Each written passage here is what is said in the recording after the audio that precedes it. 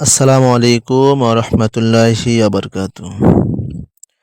আরে ও রে জীবনের মালিক, তুমি সারা জীবন চলে না। আরে ও রে জীবনের মালিক, তুমি সারা জীবন চলে না। তুমি সারা জীবন চলে না রে জীবনের মালিক, তুমি সারা জীবন চলে না।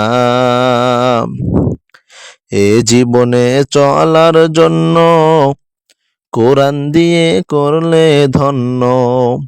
এ জীবনে চলার জন্য কোরআন দিয়ে করলে ধন্য।